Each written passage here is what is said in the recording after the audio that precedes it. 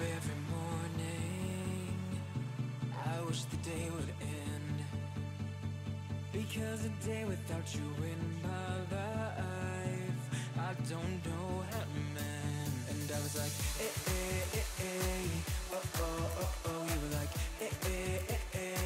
no, oh, no, oh. I was like, oh, oh, oh, oh. You were like,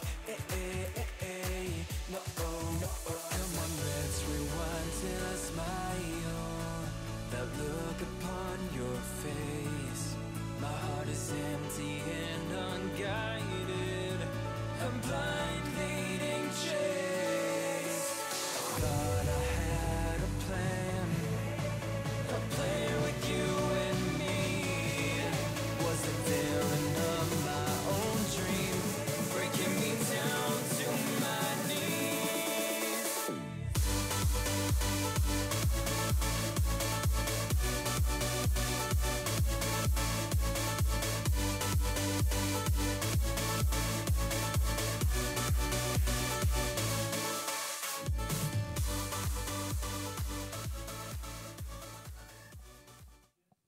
Welcome back, guys, to Rival Night, where we're in our second best of 5 for the night. Another ZVP this time for the SCS in-house tournament, determining who moves on in this finals bracket. I am Zev, with me is Maru, and we're having a pretty good time. We just had a pretty awesome series, a bit of sneaky Protoss play there, a little bit. Yeah, a lot of the games were quite tense, actually, Yeah. because we didn't really know what Dragon Knight was going to throw out there next, and, you know, it kept us guessing. But this time it's going to be ZVP again. But Yeah. this is the second division, so Platinum and below. But, I mean, you know, still top of Platinum. It's pretty good. Yeah. I'm definitely looking forward to see what type of builds these guys throw out. Yeah, for sure. So just to elaborate on that a little bit more, since we forgot to mention it earlier, there's two divisions. One's Diamond and above, and the other is everyone else, so Platinum and below. So this is the second half of that. There's two brackets kind of going on at the moment. So hopefully we'll get some good games out of these guys. I think they're pretty evenly matched, both around the same level, so should be pretty fun to watch. And once again, our first map is going to be Echo here, so that good old two-player map goodness to kick off. All right, so we are loaded into the map. Let's get it underway. Let's introduce these players. And in the bottom right, he is the Green Zerg. Also representing MGG, it is Slayer. And spawning at the top left-hand position of the map, picking pink as well, actually, as a Protoss, it is Mooney. What's up with Protoss isn't picking pink today? I mean, I don't know, man. I think back when, actually, I was going to say back when Light played, he used to pick pink as well, but his name used to be Blue Light, so I think he used to be blue, actually. huh. But I can remember a lot of players picking pink, like T-Gun used to be like the pink Zerg all the time. It's a thing, man. I actually like picking orange. Orange. Yeah, it's a bit of like Dutch pride. I'm half Dutch. Ah, okay. So, You know, I don't know why I always feel the need to bring up this fact when people mention orange or yellow, but I read something somewhere where apparently the most common favorite color for psychopaths is either yellow or orange. wow. Yeah. Okay. Man, you're crazy. Could snap at any second. Yeah. I better watch it, man. I'm gonna just like move this chair over a little bit. Getting worried. Yeah, all right. So I don't know what these guys are gonna do. Lower level games tend to be a little bit crazy at times, but I think these guys are high enough to whereby they'll probably play pretty standard. You know, sometimes you see the random build, but they've gotten pretty far in this tournament. I'm sure they want to keep their hopes alive at this stage. So it should be a pretty chill game for the moment. Who knows? Mooney might be feeling like he wants to channel a bit of Dragon Knight later on. I mean, he's opening up pretty much the same way that Dragon Knight did. Nexus first, looks like. Mm-hmm. And he'll get away with it too. Slayer playing really safe, going for the pull first. And then the hatch. So I think that's probably the best way to play, like, especially if you're laddering a lot. No matter where you ladder, I think people always say NA is cheesy, but then you go in Korea and it's also like ridiculously cheesy. So it's kind of like I see that a lot of people that tend to get the majority of their practice on ladder tend to always go for the pull first because it's just like, nope, not getting cannoned, not this time. It's just not worth it to die to a build order loss, you know? Yeah. I mean, just why take that risk when a middle of the road build like this is you know, very effective and doing pretty much anything you want. Yeah, I mean, the difference isn't that big that you're going to be like massively behind because you decide to go for pull first or anything. Like, Yeah. sure, a 3 hatch before pull is magical when you get to do it, but it puts you really on edge, and it's kind of one of those things you only do it if you're really confident in it. And most people, I think, would just be kind of like, nah, unless they really know their opponent well. Like, why would you risk it? Yeah, like economically greedy builds are, tend to be favored by more of the higher skilled players just because they play a lot and they know the ins and outs of every build. They know how to respond to everything. Because when you are economically greedy, you do walk a very thin line of, committing to drones as well as, building enough units in case that there is some weird push coming. I mean, at the lower level, I think people tend to just play Milithrow, as you said, just have enough economy, but at the same time never be caught off guard with having no units at all. Yeah, for sure. All right, first queen's out, man. It's a milestone in the early macro game. You gotta celebrate the small things at this stage in the game because there's not a lot going on. Until we see what tech Mooney's actually going to go for. It's not a setup for the Zerg whereby he's actually, I was going to say it's not a setup where it looks like he'll go for something crazy, but he has gotten that gas. He's still mining it, and he hasn't gone for a third base yet. So I'm wondering if he just tends to take a really late third, like closer to around the Terran versus Terran matchup timing, around 6 minutes, 6 minutes 30. But, he's making a few links, so he could have something planned here. Yeah, and it doesn't look like too many Overlords are in position to really go into scout here. Oh, actually, there's one right there as I say that. So, I mean, as long as this moves in at the right time, he should be able to spot out this Robo that's actually coming down. That's pretty interesting. I don't see that many people opening with Robo as their first tech of choice in ZVP at least. Yeah, it's usually Stargate or Twilight. We'll see these blink timings or the Stargate into third base. It could be maybe like one of those Warp Prism Sentry kind of things. Or super early Immortals go for an Immortal push. He has a few options here, but Slay is kind of confusing me with his build. He has taken the third, but he's made a fair few lings here. And I'm not sure if he was intending to do something with these or if he just really likes having the speed out on the map just in case anything moves out. It's not a bad thing, but it's just kind of at this stage. He's got maybe 10 lings out on the map. A couple of them have been scouting, which is really good, but they're kind of not able to do much at this point. Yeah, it looks like double gas is being secured in the natural here for the Protoss as well. So, and with that Immortal coming out, as well as these sentries being built up early, there could be some sort of mid-game push here with Immortals and sentries, relying on those force fields to cut the Zerg army into pieces and killing it off, like, piece by piece. Yeah, certainly could be. And Sentry Immortal's kind of fallen out of favor recently. Like, you'll see it occasionally, but not as much as you used to, that's for sure. It's, like I said earlier, it's usually Blinks or third taking builds. Like, I haven't had to defend against a Sentry Immortal in quite a long time in this league, so, well, we'll see what comes of it. 3 more gates going down, and the lair coming up for Slayer. Just going to be sitting on the Roachling by the looks of it. Yeah, I mean, Roachling is a pretty decent composition to try and deal with pushes like this. It is very difficult, though, because you definitely have to be careful about the force fields not cutting off too much of your army at once. And the fact that, these extra gates are being added, and with that +1, about halfway finished now, I think the Protoss is definitely going to go for a timing based around this +1 attack here. And the creep spread is pretty good for the Zerg, so he's going to have a lot of time to dart in and out to try and bait out those force fields on the extra mobile creep here. So, I mean, he's looking in a decent position, I feel like. Yeah, it's not going to be too bad. The big deal here for me is the Hydra Den. I mean, we all know that Hydras absolutely demolish Protoss armies if it's just gateway based. So we got the Warp Prism on the way now to his getting all those Warp Gates. It's going to be just about time when he moves out, and I think although generally you'd want a Ling here just to make sure you know when he's moving out, Slay is well and truly clued in as to what's happening. He's keeping his creep spread going, and getting it towards his high ground is really nice because it eliminates one more position where the Protoss can just kind of sit up here and stock up their army and figure out how they're going to engage you because you can see everything that they're doing. So looks like he's going to head out here with the first couple of Immortals in the Warp Prism. Very nice. Hallucinated Warp Prism here. Maybe he's going to try and fake out That's so some smart, harassment actually. in the main. You know, maybe the Zerg overreacts, pulls his whole army back, and you know the Protoss army gets in a position where they can maybe try and snipe off a base. Slayer's actually still squeezing out a few drones here and there, just trying to get his saturation up here. I feel like maybe... Oh, actually, no, he's got plenty of gas at this point. So he should actually be okay. He's getting a couple of spores just to be super safe, but he has quite an army on the way. He's got 9 roaches, 5 hydras. Not going to be enough on its own to hold this off, so maybe those extra drones, not the smartest idea, but there's not a huge amount of force fields here either. Yeah, I mean, moving deep onto this creep like this, the Zerg is going to be able to move in pretty fast, but the army has it not been consolidated correctly? I mean, the army seems pretty small from the Zerg at this point. Yeah, he's been droning for too long. Like, once you know that this is coming, the longer that he's on 2 base, the more you've got to be thinking about making an army, because this is what's going to happen. He's going to have 7 stalkers warping in at the same time, or 6, or however many that was. I can't count.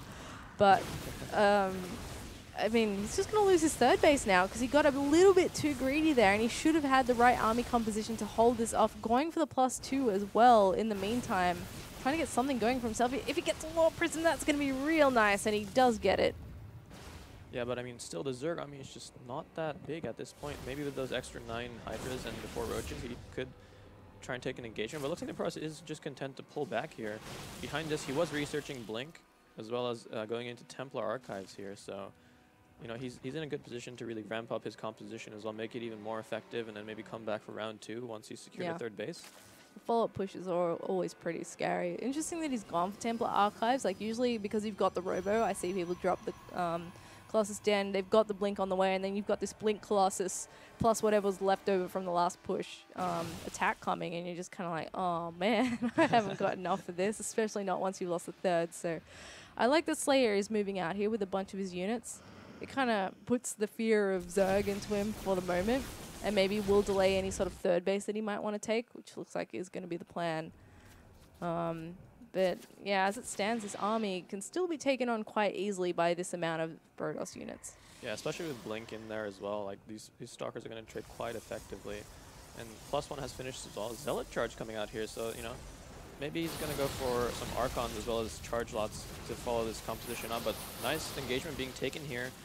The force fields do prevent the Hydras from pushing forward too much, but the range of them is allowing them to pick off quite a few Protoss units here. The Protoss is quite indecisive here, moving around a little bit too much, and a bunch of reinforcements coming here for the Zerg as well, so it looks like this is going to be a pretty even trade so far. The Protoss is forced to pull back into his natural. Very nicely done. I didn't expect that to do that much damage. I think you're right. He did move around a little bit too much there. These Hydras don't even have speed just yet, so that was a bit of a risky move by Slayer, because if he got stuck, he doesn't have a lot of options to run away against an army that's about to have charge and already has Blink. So that went probably as well as he could have hoped there. Yeah, Very nicely done. I think he slightly panicked there, like jumping the gun before +2 and the speed, but I think he did that because he could kind of feel that the Protoss is really trying to take that 3rd, and he really didn't want to wait for that 3rd to get established before he tried to push in. But it looks like this time the Protoss might have enough here. The Hydras are kind of pinned against the wall. They're coming out single file, trying to retreat, but the Blink Stalkers do hunt them down. Very nice pickoffs here for Mooney. Getting some revenge for the key units that he lost earlier on. A bunch of sentries. One of the Immortals went down as well, but he's still got a decent chunk of units. So now once again, rather than trying to get that saturation going on this base, and he's actually messed up his gas here. That's a bit unfortunate. Rather than getting that full saturation straight away, he's had to pump out a few more units. So he's still not quite in the ideal position, but luckily he managed to delay that 3rd, so it's not a huge deal anymore. But still not where you want to be. Yeah, and I mean, Slayer does take a pretty big drone lead here, and as soon as he's pumped out maybe a few more, he should be good for the rest of the game, you know? He should even be maybe gearing up to take a 4th here to push his economic advantage, because the Protoss 3rd is only just now halfway done here. And I don't know, I feel like the Protoss should try and make something happen here, take the initiative, maybe try to get some harass off, maybe even throw on a DT shrine, you know? Like, why not? You have the tech access there ready. Yeah, I'd agree with that. I think his plan has kind of been messed up here by that one attack, because he didn't have that 3rd base up as much as as soon as he'd like, and he did kill Zerg's 3rd base, but it's getting to the point where that's kind of not an issue anymore. He's basically caught up, and like you said, if he takes a 4th base, he's going to be looking pretty good, and he should have an economy to whereby he can get his other tech. You know, he's already got the Infestation Pit. He's going for the Spire, and he should be able to tailor his army composition to whatever it needs to be to deal with this sort of mix-matched composition of Mooney, Archon, Immortal, Charge Lot, Blink, and soon-to-be Colossus. Yeah, and I really want to compliment Slayer again on his creep spread. You know, a lot of it got cleared out during that push, but he has continued to push it forward, and it's gonna start to get to this ridge here, where he can really start to mount some advantageous positions for the engagements. Yeah, he's done quite well with that. He's over the halfway point. That's really scary for the Protoss, and he's actually going to attack in here with this huge Roach Hydra army before any Colossi are actually in the fight here. And it looks like he's going to do a ton of damage. The force fields not actually being enough. I mean, a lot of the Hydras are kind of moving around in the back, not really doing any damage, but it looks like the army was just way too big from the Zerg here, and the Protoss just really wasn't ready for that and gets caught off guard. Even that Colossus comes up, but all it can do now is just try to run away, and with all these reinforcements coming here, I think the Zerg is going to close this one out. Pro's being pulled here. Yeah, that poor Colossus goes down, doesn't have extended thermal lance just yet, and GG! Slayer takes game number 1 there. Quite well done from him. I didn't expect it to go that way after he lost his third. Yeah, I mean, as you said before, that counter push after he lost that third ended up being really effective. The Protoss not really too sure, I think, how to engage that. Yeah. He was kind of caught between his natural and his third. Not much room to move around either. And from that point, you know, Zerg did a good job of retaining that advantage that he gained by killing that army and delaying that third. Yeah, it does get a bit scary. I think the last thing you kind of expect sometimes as a Protoss in that position is you just killed that third. Do you really think that they're going to come at you with a Roach Hydra, and a decent amount at that? Like, he did have a bunch of units coming. It was just a little bit too late. So I think he only saw half the army that was there, and I was like, yeah, it's whatever. And then it knocks on his front door, and he's like, oh man, I don't actually, do I go for my third? Do I go back inside? You know, because if he does go back inside, there's going to be a point in time where he's trying to squeeze all those sentries and immortals back through the door before they get picked off. So I think he kind of panicked a little bit there and go, oh my God, what do I do? So a little bit unfortunate for Mooney there, but you know, he put up a good fight. The start of the game was really good for him. So we'll see what he does in game number 2 again. It's going to be loser picks. So we'll see what he might go for. You got any ideas what he might pick? Not Infernal Pools. Yeah, maybe not. But, you know, maybe another 2-player map, just because his build worked out fine.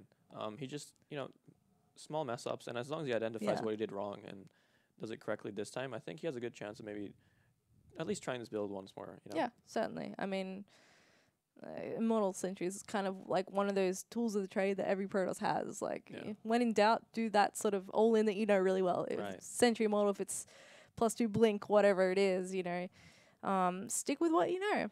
So it's going to be Varney, so you're right, 2-player map once again. And these guys are ready to go, so let's start it up, get that countdown going. First time we've seen Varney today. Yeah, that's true. I mean, as I said, I did kind of expect the Protoss to pick the 2-player map just because that keeps the Zerg kind of on his toes, you know? Yeah. Because 2-player maps are where the cheeses are. Yeah, it's always in the back of your mind. As a Zerg player, I can vouch for this. It's always like, oh, it's 2-player. What's he going to do to me? You got to kind of try and figure out which all-in it's going to be. That's the hard part. But he may very well go for macro game. I mean, the third base perfectly holdable on this map. Maybe not as nice as other maps, but yeah, you never know. We'll see what happens. Anyway, let's hop into this map and introduce players once again. In the north position, it's the pink Protoss. It's Mooney. And spawning down in the south position as the green Zerg, it is MGG's Slayer. Woo! Slayer's actually been around for a long time. Like, I've always known his name as MGG Slayer too, like with the tag. So he's probably got a pretty good run against a lot of these sort of C players that like are below Masters, because I think he actually plays in a fair few tournaments from memory. Like, if I've seen his name a bunch of times, it's probably the reason for it. So yeah, and tournament experience actually plays a pretty big role in long series like this. First of all, the exhaustion of playing, you know, multiple, you know, kind of high tension maps after each other can really kind of grind away at your concentration. And also, you know, planning a series is quite important as well. You know, what builds you're going to do on which maps as well. Like, knowing ahead of time which maps you want to pick and stuff, that's something you don't really think about until you've been in a tournament before. And I'm not too sure about how many tournaments Mooney's been in, but you know, as you said, Slayer has been around for a long time, so I do think he's quite experienced and quite comfortable in these kind of situations. Yeah, it's definitely invaluable, that amount of experience, because I mean, some players as well, it takes a little while for them to get used to the pressure of playing in a tournament, because it's completely different to ladder, and a lot of people get a ladder anxiety to begin with. So you get into a tournament, and you're just like, oh my god, I gotta win, gotta not embarrass myself, and then it all goes out the window. So yeah, we'll see what he ends up doing here. He seems to be pretty comfortable with just standard ZVP play, going for that roachling defense in the early game, and just kind of seeing what the Protoss is actually going to do. So yeah, not did he actually go for drone scout in the first game? I can't recall. I want to say he did. No, he didn't. No, he didn't. It was no, it was no, it didn't. Okay, Yeah. I'm thinking of our last match. I'm really right. bad with Yeah. this. Every time I'm just like, oh yeah, man. Remember when he did that one build? My co-cast was just like, what are you talking about? Oh wait, that was 3 series ago. Never mind. I'm good at what I do, right? Right. All right, so he's going for the gas once again. Definitely likes that early speed. Can't exactly blame him either, especially against Gateway Expand. It's always nice to have that. And I think last time he did a really good job of scouting basically every corner of the map and having Lings out the front until he was sure what was actually coming from the Protoss. Yeah, I mean, with you know, with the Swarmhost change, that's not really been a big option that the Zergs like to go for these days. And I don't know, what I'd like to see a lot these days is you know, kind of Ling Roach pressure into a muted transition. And a map like this, where the natural is so exposed in terms of airspace, that, you know, tactics like that could perhaps be quite effective. But you know, I mean, last game Mooney did go for mid-game timing, so we didn't really get to see what Slayer's game plan was in terms of what tech choices he really wanted to go for. I mean, Roach Hydra is always like a good thing to go for when you know the Protoss has committed to a bit more of a mid-game tactic, because I mean, Roach Hydra is good in mid game for sure, but once it gets into the late game and if you don't start to tech up, it does kind of tend to fall behind a little bit. Yeah, for sure. I mean, I think the Muta will definitely be a nice way to go if we manage to get to that sort of scenario where he's able to tech up like that, because like you said, there's a lot of airspace. But the other thing is that if you're Protoss defending that, 1 minute you have to be here, next minute you have to be literally on the other side of the map defending here, and cannons will only buy you so much time, and obviously you only have so much money for cannons as well. So yeah, we'll see how that ends up, if that is indeed the tech choice of Slayer down the path. Dragon Knight actually might beg to differ about that cannon comment. I mean, True. Never got too many cannons. 9 at a time, I think we saw him drop in many cases. That's pretty awesome. Like he tends to tailor his builds pretty well to it though, so that he's able to make that kind of crazy static defense. Yeah.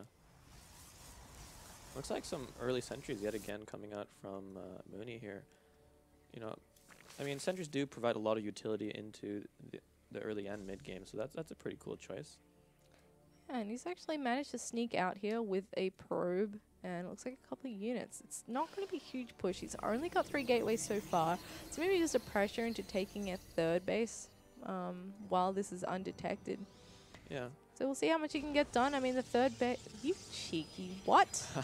You can't just do that, man. That's so mean. But I mean, if you get away with it, that's such a nice point to reinforce with, you know.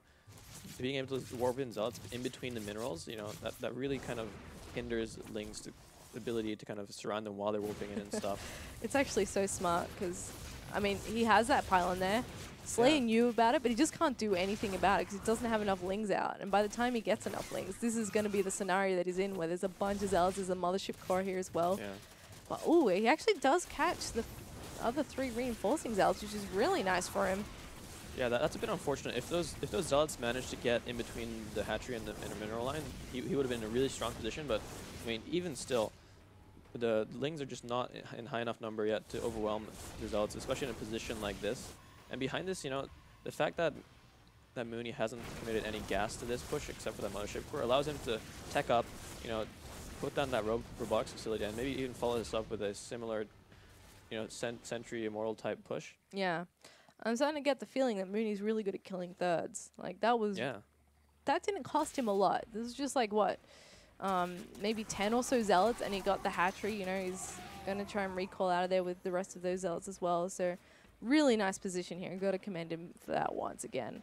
Yeah, I mean, losing the army is really not that big of a deal compared to how much a third it's just is. Zealots. Like, who Yeah, cares about exactly. Zealots? And that's a whole mining base. Still not even fully saturated on his base at his natural here. I think he might have lost a couple of drones in the panic to make a few lings. You know, it's you should forget to finish saturating your other base and get in the gas. So considering that he does have a decent amount of gas, he could very well just go in for some more hydras or something, go for a bunch of roaches even, try and go for an attack, stop him from getting a third, because looks like that might be Mooney's next move here while he takes up to the Colossi with the blink, actually.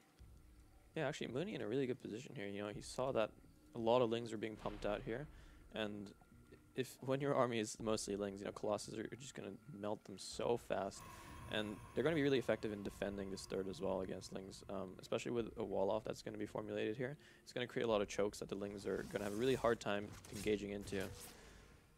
But looks like, you know, Slayer behind us is just going to try and catch up economically, just pumping out the drones. I mean, he is slightly behind still, but I feel like this is probably a good choice. You know, he is throwing down a Spire behind this as well, so if maybe he can catch the Protoss off guard. Colossus tech isn't really the best thing against Spire, just because, you know, they're really slow. They don't really do anything against mutas, and the fact that the Zerg can transition to Corrupts really easily is all. Gonna try and snipe this third though with the lings before the wall off is formulated, but nice force field donut. Is it gonna be enough? Oh, It looks like he's just barely gonna. Oh, that's so frustrating when you're a Zerg and that happens, but really nice defense from Mooney. Yeah. I mean, the last thing you want to do is have to remake a third when it's this close to finish, but you know, even so, it's still going to be pretty low, so he has to keep an eye on that, make sure he's got his units here ready to go just in case something comes at him again. But that was pretty bad for Slayer. You know, hasn't been droning up this third base in the meantime because of that attack. So he's going to have to now saturate this at the same time as his opponent is already into saturating his own third base. yeah, I mean, but as I said before, the mutas are going to pop out pretty soon, and if we look at the natural of the pros, I don't think there's any cannons or anything. So he hasn't caught wind of this at all. Blink is finished though, so the Stalkers are going to be quite mobile in trying to defend this. So I think it's going to come down to Mooney's ability to keep track of where the mutas are and make sure that his Blink Stalkers are in the right position. Yeah, this is the tricky part of defending this. You're absolutely right. He can do a lot of damage here, and he's certainly going to get at least some kills. At the very least, Mooney does have the blink, so that gives him a bit of mobility. But it might be a bit of time before he's comfortable enough to move out, and that's certainly often more than enough time to get a fourth base, to saturate your third base. As long as it doesn't trigger a big push from Mooney going, ugh, mutas, okay, you can't have a ground army, let me attack you. Actually, getting a bit indecisive here with the Mutalisk. He nearly killed that robotics Colossus, bay, no! but looks like he's going to go after Colossus. Doesn't even get that, so... Oh, I don't agree with targeting down Colossi while you've got Stalkers underneath you. This is not that many mutas just yet, but a bit disappointing that he didn't manage to get it after all that effort. Oh, look at all those Guardian shields going up. Talk about overkill, but it looks like, not paying attention a little bit here, and Slayer loses quite a few mutas. I think he's made around 11 this game already, and he's down to just this many. Ooh. The Colossi, please save them. Oh no, he's gonna lose two really important units for this next push, but it's too late to save those. That's really nice pick off for Slayer after taking so much damage on his Mooney. He's gonna lose maybe a couple more here as well, but Mooney should just go for the attack. Like, don't worry about the mutas. You can warp in at home. Just do something on the ground, because actually even then it's starting to look a bit scary in the ground as well. Again, the crease spread is so nice from Slayer. Yeah, and I mean, Mooney had a good start to defending against his mutas, but it looks like he is going to be on the back foot now. You know, he tried to push out two Colossus getting sniped out straight away was a big loss there, and I don't know. I feel like when you're a Protoss and Mutalisks are out, you really don't want to be in a defending position. But you know, Phoenix production has started, and that's going to help out. But Slayer's actually already transitioned out of Mutalisk play here. I kind of feel like Slayer's playing like the Protoss should be. You know, like you make one thing to force them to make something that's weak against your transition. So in this case, he's going to have a Roach Hydra Ling army against mostly gateway stuff. So maybe he can pick out a couple of units with the Phoenixes. That's about as much as they'll be able to do. But in the meantime, you know, he's only got one Colossus with this force. Is there a second one? Doesn't look like it. So taking a fourth in the meantime, that's going to be nice if you can get that up. Yeah, I mean, Mooney hasn't taken that much economic damage, so, you know, he's in a really good position if his fourth gets set up and he's able to, you know, develop his tech into what he wants it to be, as well as his production, because, I mean, his army is quite small at the moment. It's spread very thin, and, you know, I think he's in a good position, though, still. These Zealots trying to go for run by, but units are in position here. Nice creep spread yet again. You know, spotting those Zealots out really early on. Yeah, I feel like for Slayer here, I would just take the gold, man. Like, the Protoss isn't going to be able to do too much to him just yet. And I feel like the gold base is sometimes a nice way to go because it's out of the way. So while, yeah, you do have to run over here to defend it, he's got good creep spread over this way. And if he does take a bad engagement, then he can pull back all the way to here, have a moment to regroup before he has to go again. Whereas this is a lot closer, and then they come in through this choke. Yeah. But, you know, like, it's kind of whatever you feel like doing, right? So that fourth base, just as good for Slayer. Yeah, and Slayer's also teching out behind us to Hive, so maybe we'll see some Vipers, you know, yoinking those Colossus out from on top of those Stalkers and maybe get a good engagement. But that's quite a ways off, and looks like the Protoss is getting slightly more aggressive here. Although it looks like he is pulling back. Maybe he's just trying to stunt the creep spread here, make sure that he's got, you know, not too much map vision going on for the Zerg. Yeah. I mean, you got that sort of death bulb composition going with all these Phoenixes coming in. He could certainly harass the mineral lines, pick off some Queens, because there's equally no static defense for Slayer, as there was none for Mooney earlier on in the game. And the other thing is, too, that it's only just now that he started to pump out a few Corruptors to defend against the Colossi, so it would be kind of the right time to go now, I think, when you've got 4 Colossus, like the money unit, as they say, money amount, excuse me. And he doesn't quite have enough to defend against everything you have, so... Yeah, I think Mooney's going to go and try and kill this fourth base, though, because he saw that the entire army was pulled back to defend against those Phoenixes, and the army is definitely out of position, although killing the creep off here is delaying the Protoss, so it looks like the Zerg will get back into position in time here. But still, like as you said, these 4 Colossus are gonna pack a really strong punch here, and lets him get a good position.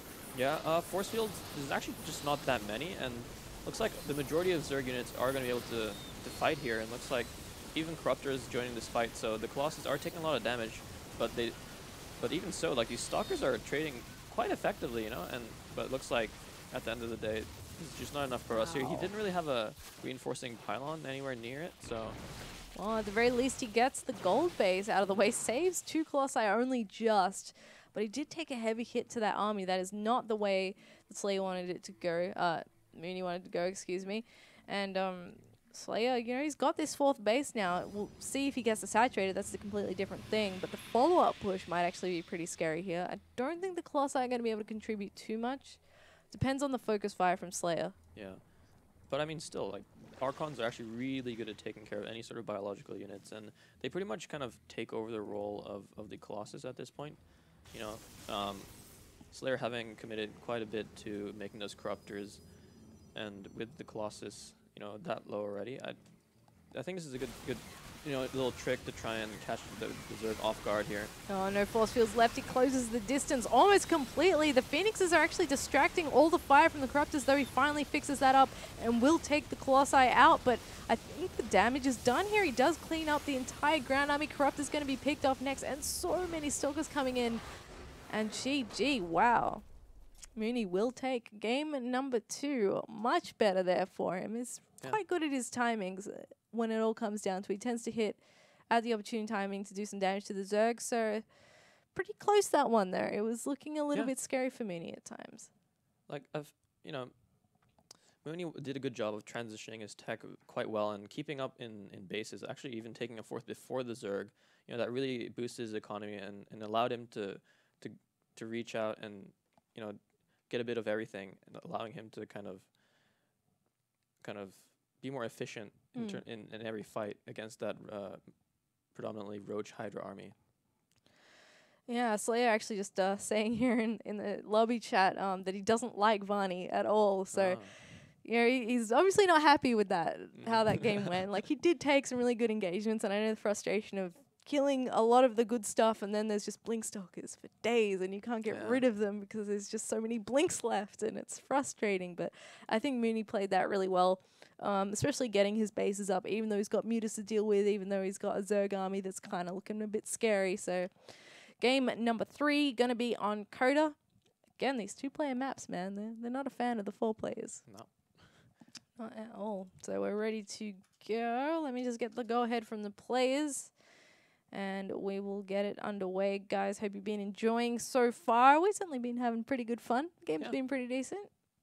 All right. Countdown has started. All right. What's your prediction? Slayer or Mooney? I think I'm going to have to side with Mooney. Yeah? You know, that second game especially, he played really well, you know. Even doing some pretty good multitasking, you know. Like, when he lost that fight at the 4th, he did just warp in 4 Stalkers to take out that gold in the meantime, you know, making that trade kind of worth it, even though the fight wasn't as cost-efficient as he would have liked it to be. Yeah. And, you know, if he keeps playing like that, I think he should be able to pull apart the Zerg player pretty well. Yeah, I've got to go with Slayer, I think. I think the experience is going to drive it home, so we'll see. We'll see. I'm not just doing it to make it interesting either. The cast is on the same side. I actually think that Slayer's got a good chance here. So let's hop into it and get these intros done so we can get stuck into the meat of it in the top left. It's the Pink Protoss once again, evening it up to a 1-1. His name is Mooney. And spawning in the bottom right-hand position as the Green Zerg, it is MGG's Slayer. He's an old man by the StarCraft scene standards, this guy. I remember him from like the super early days of me joining SC2C as well. Like, he's always been around. So we'll see what he ends up doing on this map. Another map where you will often see 2 base timings, just because this base not so bad to push into. You'll often see Protoss stick the sneaky pylon here and warp in off the high ground. You just can't get rid of that pylon. So unless you catch it super early, you're going to be having a Protoss coming in towards your 3rd base. Well, I mean, you know, Mooney has definitely shown his ability to do that early pressure, do them early pressure builds, and then transition quite effectively as well. Like, the first game it didn't go quite as well, but the second game he definitely did. You know, he got a lot of damage done with that early zealot pressure, and I think he's gonna do something similar this game as well. You know, that seems to be his play style. Get some damage done early, and then, you know, out transition his opponent. Yeah, I think that's a fair point. Like, he's got a pretty good chance so far. Like, if you look at how the games have gone, they've been pretty close. He's basically almost made it work, you know, both times. So, well, I mean, he did make it work one time, so. Yeah. So far, so good for him. I don't think there's any real reason to deviate from his general strategy here. Slayer going for the hatch first this time without a scout again, so he's feeling pretty safe against Mooney. He's going, yeah, I don't think you can cannon me. And, well, he'd be right. Yeah, but he does follow that pull up with a gas pretty much straight away, and I think he's probably going to go for that early speed yet again, you know. I feel like in that the second game, Slayer was in a pretty good position to try and hold early zealot pressure like that, because he didn't have the speed, you know. It was just really unfortunate that he didn't spot that that pylon in front of the 3rd, and that's kind of what, you know, lost him that 3rd, to be honest.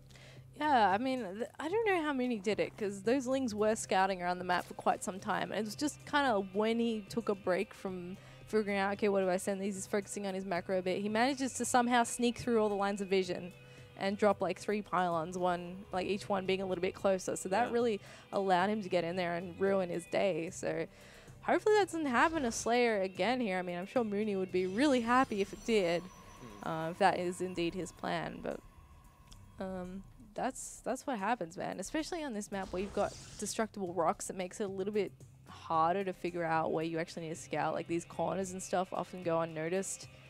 So he needs to be a little bit careful, because that could very well be a repeat of game number 2. Yeah, as a Zerg, you definitely need to know all those sneaky pylon spots for those warp-ins to come in from, and you have to be extra diligent, you know, just because, I mean, too often hasn't happened to me as well, even though I'm a Terran, that I scout on a map, you know, I do a pretty good job, but I don't scout that last spot. I get lazy, and then it turns out that something was actually proxied there. Yeah. And it loses me the game, and it's just not worth, just because you know, you were feeling a little lazy, you know, at the end. Yeah, definitely not. Nice that he got these lings in here, so he can actually get a bit of a scout off. I mean, at this stage in the game, there's not actually anything to really see. But actually seeing those first couple of gates there on the wall will be really nice. He's going to want to watch and see if there's actually going to be a fourth there. But even so, 3 isn't enough to do some pressure. I think maybe the last game was only 3 gates. Yeah.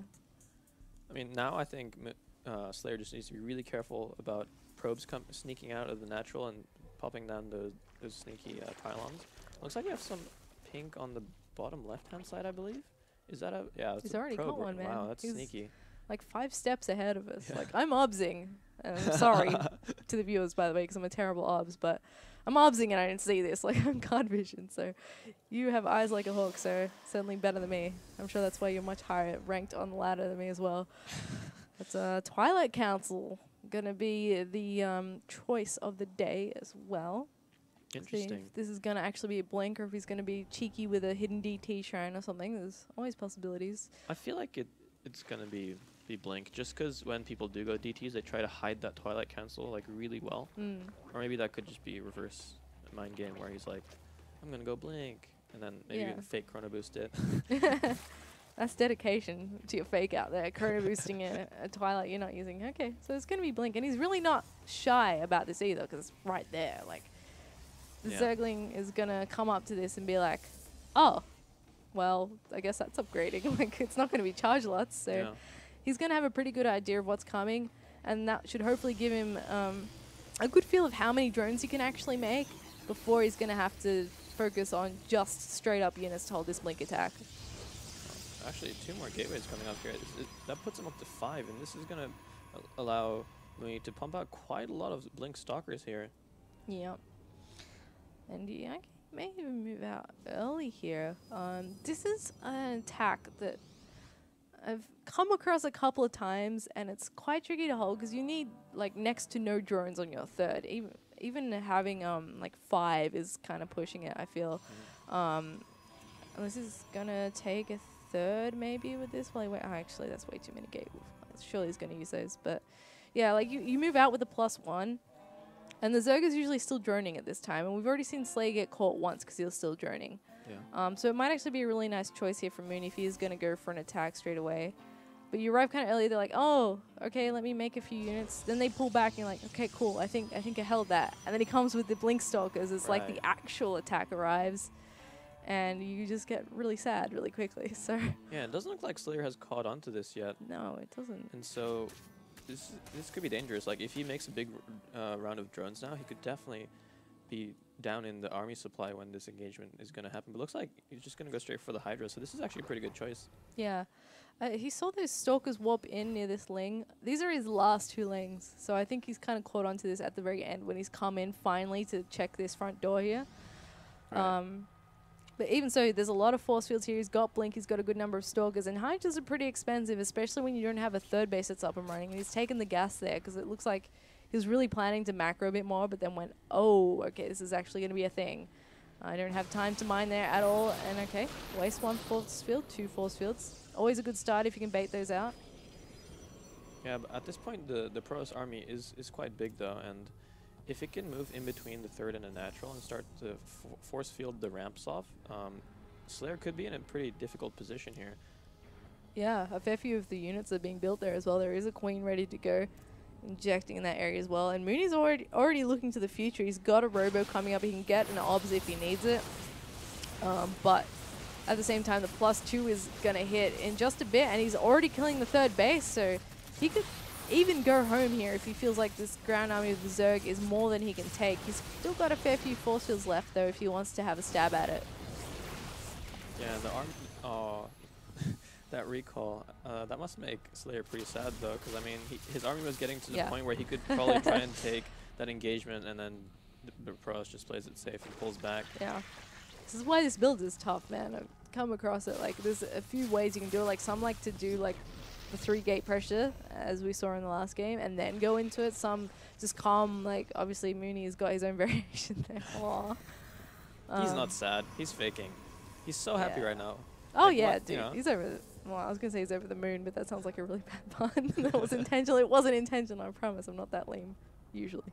Was that robotics facility unpowered in his natural? Might have been. Yeah, I think he killed a pylon in his wall, and maybe that's why he put Okay. a sad face. Right. I thought it was 'cause he killed this Yeah, thing I on was the like, watchtower. that's not a big deal. Like, Yeah. All right. Well, he's not exactly using it just yet anyway, so Yeah. it's not too big of a deal. And he's gone for the same composition as the last game.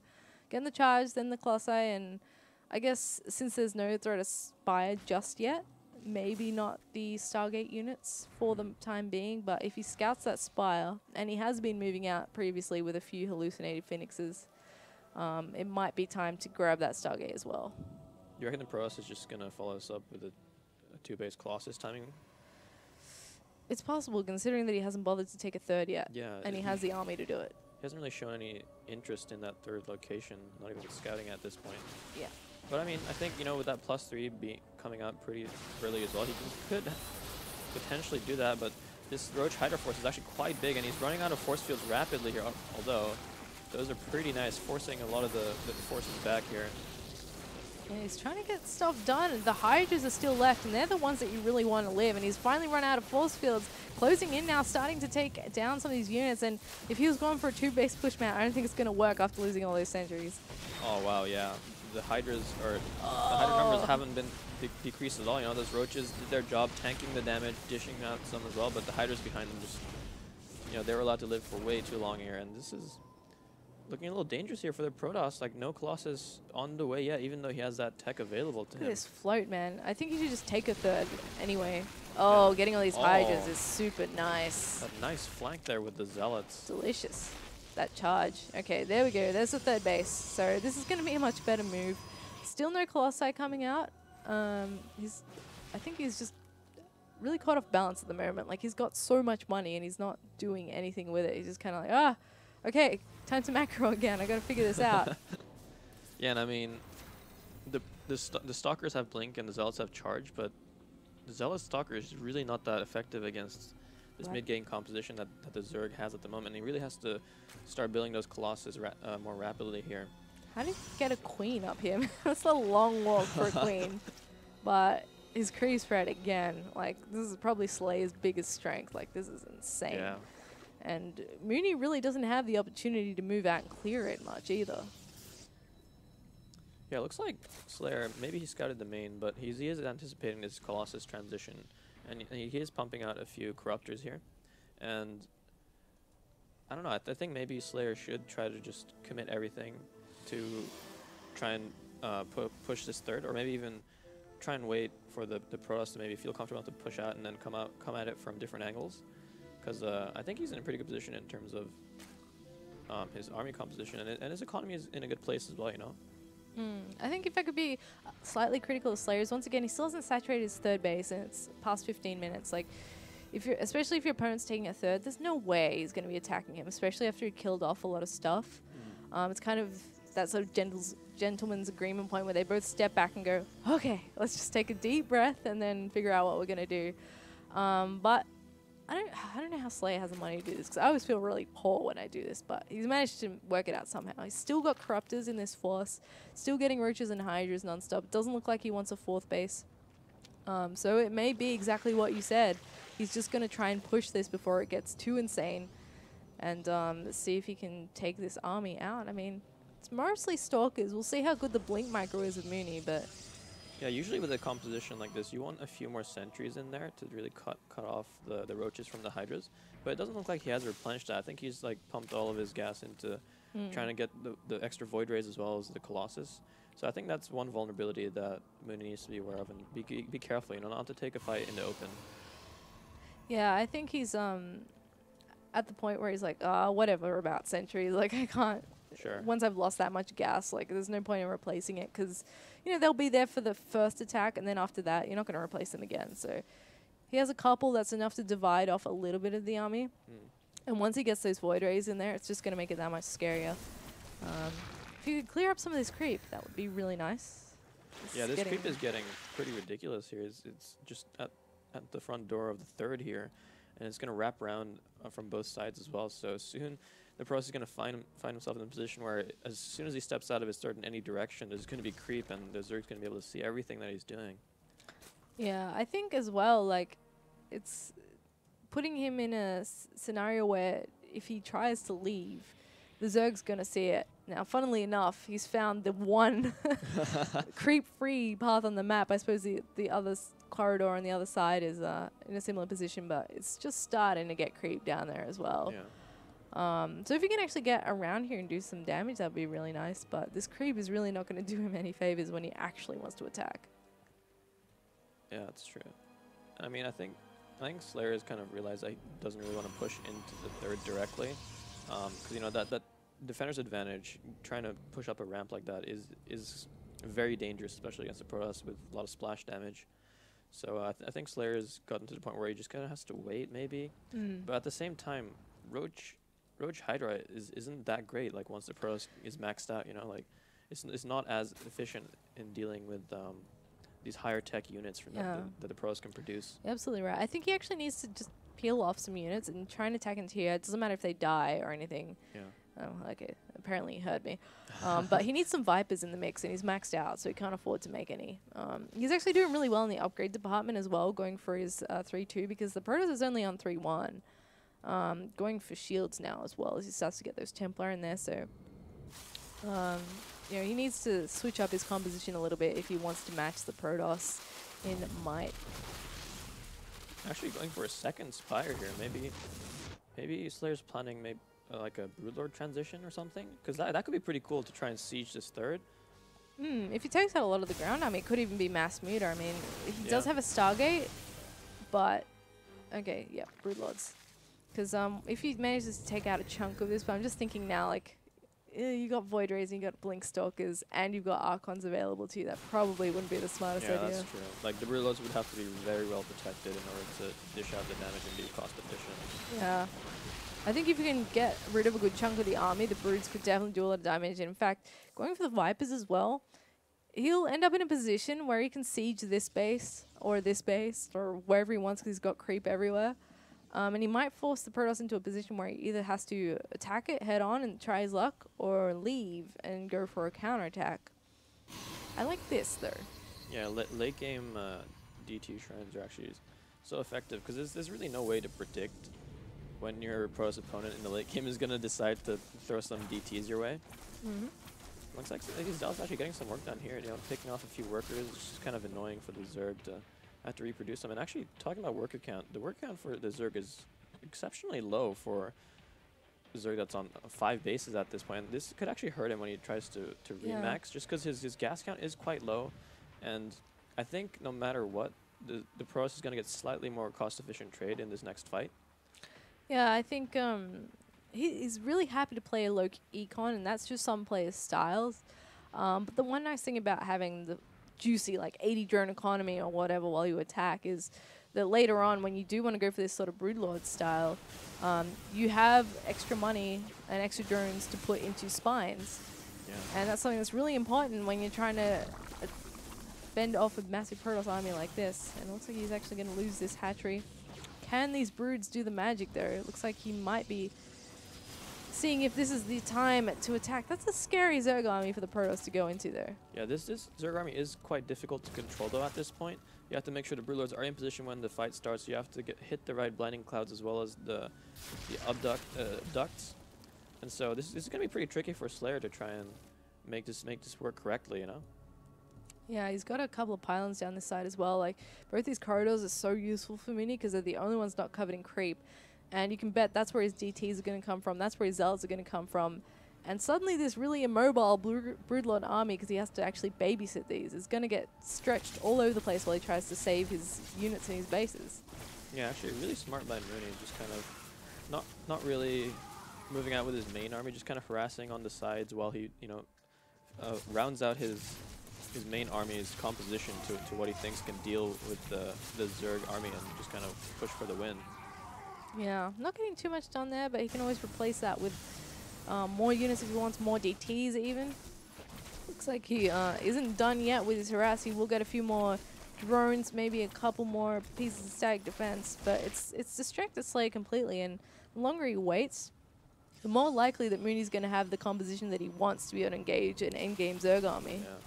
And like once the Protoss gets to a situation where they can add all those extra gateways and just constantly be warping in units here and there, and it gets really annoying and really frustrating. And especially when I play ladder, sometimes I just crack, and I try to push, and you know I take bad engagements. And although Slayer has been actually quite patient, and that's probably the way to go about this. You know, just not to lose your cool. Just you know, you have a good army composition, and as long as you take that fight correctly, I feel like, you know, these armies will match up quite well against each other. This is actually a really nice position to engage in too if he can make it happen, because he can use the airspace. But the ground army not in position to really buffer the damage for these Broodlords, although they are staying alive. And nice blinding clouds landing all over the Protoss army. It's just kind of moving around. Nice storms landing on the Hydras as well, though. But oh, those storms, they didn't do a lot compared to the amount of blinding clouds that just came out. They went on everything, and I think Mooney didn't realize for a second, or he would have pulled out of there. The Vipers do go down, still a few Broodlords left, and he may actually be able to punch through the Protoss army here, but the Colossi look like they're going to save the day here, just doing a little bit too much damage for the ground army to handle. Yeah, and there's no way these Broodlords are going to be able to escape here with the Blinkstalkers on their tail, and Slayer like lost a lot of resources. I mean, so did the Protoss, but looks like both guys' bank is pretty much depleted. Yeah, I think that harass really hurt Slayer, actually. He didn't really get his mining bases back as well as he would have liked. Now, there's a lot of Roach Hydra here still, so he's got to be really careful about this army recall. Get out of there. Oh, Hydra hug down there to get in range into those Colossus. And oh no, the Templar. Oh, this is not going well for Mooney. This could actually cost him the game. I'm not sure how many more reinforcements he has. He could close the gap between the army and the Colossi, and it will go down very quickly. Yeah, very nice job by Slayer to just remax on this Roach Hydra force, which is really good at, you know, fighting at these kind of medium-sized army situations. And Mooney just wasn't able to keep up with the production that happened straight after that fight. Although it looks like he might hang on here just for, you know, to live another day here. And as I said before, Slayer's economy isn't the strongest, so he is constantly really low on money.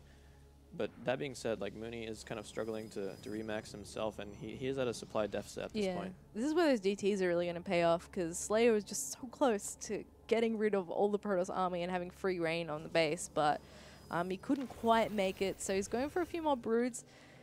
It may be that he kind of just has to go for it once he gets enough in an army, because these DTs, like, I don't think he has the chance really to run around and clean up after them. Like, you kind of just have to go for it at this point if you want to make it work. So he's coming in again. Ultras going down to DTs, actually. So it looks like this might be the end of Slayer's army again. He needs to be careful about throwing too much at the Protoss. Yeah, wow, there's no detection here for the Zerg. Those DTs formed like kind of like a wall where the Ultras are kind of spazzing out. They really didn't do that much damage there, and you know, you really don't want to overcommit in a situation like this where if the Protoss gets a few cost-efficient defensive fights, like he could be straight back into this fight. I mean, yeah, it's getting pretty scrappy. Like, Mooney doesn't even want to engage this 2 Broodlord, 2 Roach force. He just kind of left that alone and evacuated all his probes. Like, I don't need to deal with that right now. It's not happening. So more Roach Hydra coming out for Slayer. He's got just enough income to be able to keep doing this, but if any DTs pick off any more of that income that he does have remaining, then he might be in a little bit of trouble. He's coming in again. He is actually going to get this base, but the Protoss looks like he's actually going to try and circumvent this army completely, or maybe catch the Broodlords even. Got to be careful though. Doesn't want to attack into the watchtower. Oh, this Protoss pulls back a little to get out of that Broodlord range, and then tries to take a fight with the ground forces alone. But it looks like there's just not enough buffering for these Colossus to really do the damage that they need to. Like, a few High Templars here as well, but it looks like they just don't have enough energy for the Storm. He doesn't really want to try to merge them into Archons right in front of this army. And looks like Slayer is just pushing forward, taking care of this army. And looks like he's in position to take out that 5th base, or even maybe the 4th base as well. Yeah, I think Slayer may have finally done it. Mooney is really low on money. So is Slayer, but he's the guy that's got more left over right now, including 2 Broodlords and a lot of Hydras. So it might be time for Mooney to tap out. I mean, does he have any DTs anywhere doing any work? Like, it looks pretty dire for him at this point. Yeah, I think he's pretty much out of options. He does defend the 5th, and his army is going to move into position trying to defend the 4th, but this open space right here is not somewhere you want to be with an army like this as a Protoss against the Roach Hydra force. Although... In he comes. He's trying to get rid of the Archons. He does get those expensive units out of the way. Going to be able to pick off the DT as well. And this is basically the entirety of Mooney's army. I don't know if he wants to attack into here, though, because there's a lot of cannons to help out Mooney at the same time as his blinks, but maybe there's just a little bit too much Zerg on the dance floor. I mean, all the Overseers are dead now, and with this DT warping, he's definitely going to be able to defend here.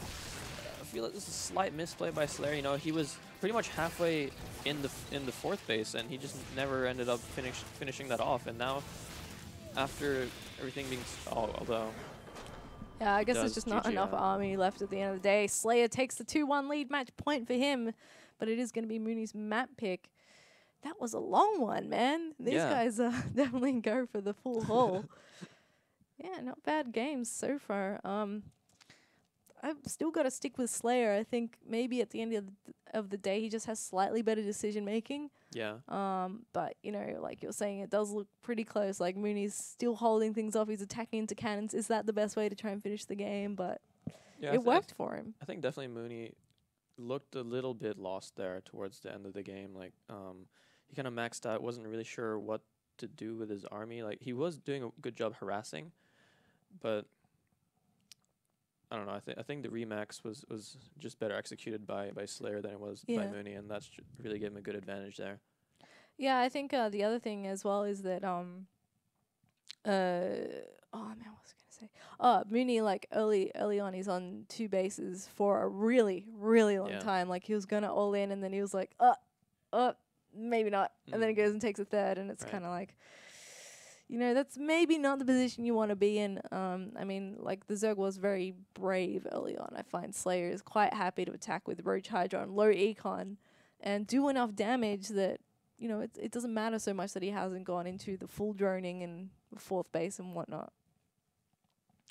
So we're just going to have a quick couple of minutes here while Mooney takes a quick bathroom break. This player's been playing for quite a while. These are not easy games to go into. So I think we're just going to wait on the map choice here.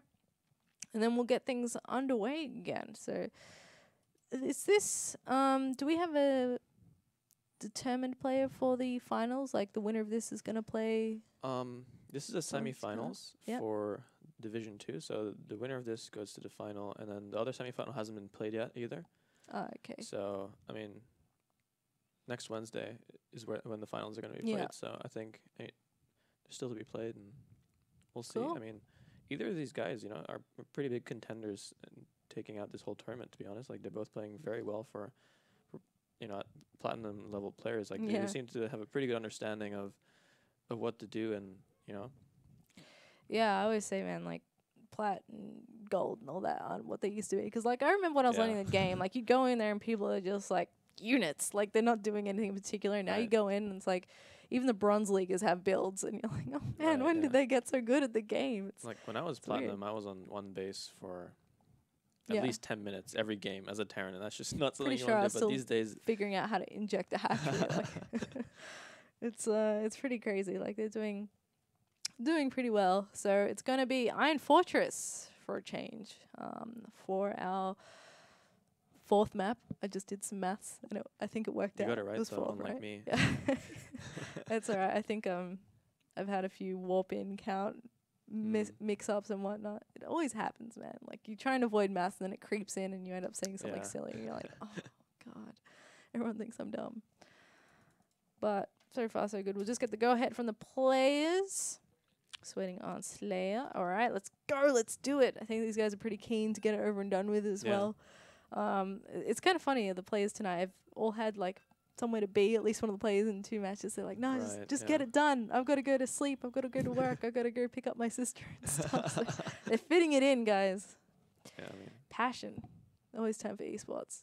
Always time to win StarCraft. I think, has Slayer been in WCS qualifiers? He might have tried. I feel I'm like not he sure. has. Anyway, I'll come back to what my point was going to be in a moment because we are finally loaded into the map. So let's get these players introduced once again.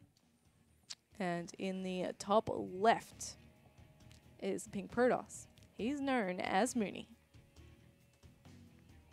And in the bottom left-hand position, spawning as a green Zerg. He's up 2-1. If he wins this, he closes out the series and moves on to the finals. It's Slayer. Hope he's not feeling the pressure too much, man. It's not where you want to panic. But yeah, I was asking if he's gonna be, if he was in WCS, because I feel like I might have seen him in a qualifier, even if it was just for fun or whatnot. Like, I mean, it's kind of hard to beat people like Pig and Argus and stuff that show up in those. But that sort of thing is like where you can actually win decent prize money if you even make top 8. Oh. So I'm kind of thinking like, has Slayer played in those? Because I feel like I might have seen him in one before, and that's like those sort of pressure situations. Like, wow, if I win this, like I'm actually gonna make some money. Like it's worth my time. So maybe he has a leg up over Mooney in that sense. Because I think you mentioned like you're not sure if Mooney's actually been in too many other tournaments and whatnot. So Yeah. could be a possibility here. But anyway, it is Iron Fortress, and we haven't seen this map yet tonight, so it's going to be a ZVP learning experience, see what the Protoss actually wants to do. Generally, people don't seem to like this map if they're not Zerg. Well, I think the third is quite far away. And I don't know, I think a lot of people do prefer to go into 3 base positions, and keeping those on when they're that open, it's just very difficult, and I think it messes with people's game plans quite a bit. The Protoss looks like he's going for a Nexus first, is this? Yeah. Yeah. Super brave, man. On a 4-player map, but I mean, it's not that bad. Especially because Zergs tend to not scout that early, and you know, taking a risk like going for an early pool on a 4-player map is pretty risky. You know, I think you know, this is something that Mooney probably does quite often on 4-player maps like this. And if you consider Mooney's openings in the previous games as well, it's been gateway expand every time. Yeah. So why not throw in a Nexus first? Because he's going to think you're doing the same thing. And we see the same opener from Slayer. So while he's happy to hatch first because he doesn't think it's going to be a Forge Fast expand, he's still going for the gas and the pool. So unless he wants to try and break down the front door or make a mass speedlings and try and run in or something like that, the gas is kind of not as necessary in this scenario because it's going to be a little bit longer before the Protoss can do anything to you. Lings now coming out from Slayer as well. So we finally get that scout underway. We'll see if this probe actually ends up sneaking off somewhere, if he just sends it home. Because I think previously Slayer's been pretty good at finding those. Yeah, I mean, Slayer doing pretty much the same thing as the last 3 games here, going for that early speed, and I think it's pretty useful for a big map like this as well to have your Lings running around, making sure they can spot any pylons or even just hidden tech in general. And looks like the Lings are going to move out, 1 to the Watchtower, 1 to the front of the Protoss base here to see what's up. I think Slayer's kind of at this point realized the trend that Mooney is quite an aggressive player in the early game, so I think he's going to concentrate definitely on trying to see what's up, what's actually happening, make sure he has the defense. And I mean, the fact that he's lost 3rd base is pretty much every game so far and still managed to eke out the win, I think he's quite confident, you know, like the Protoss should definitely be in a good spot when their early aggression succeeds like that. Yeah. I feel like, I mean, you mentioned that Mooney is an aggressive player, but at the same time, Slayer's not afraid to come across the map either and bring some hurt to his base. So when he has been in those positions, it's come at him suddenly, and Slayer and Mooney has kind of been like, what do I do here? You know, like I didn't expect you to be this angry at me. You know? So I think that kind of throws him off his game, because if you look at how many Zergs are actually going to try and attack you like that, you know, it's very much a stylistic thing as well. You're not always going to see that happen. So maybe that's really helping Slayer get these games to go into his favor, even when the early game, moving into the mid game, hasn't quite gone as planned.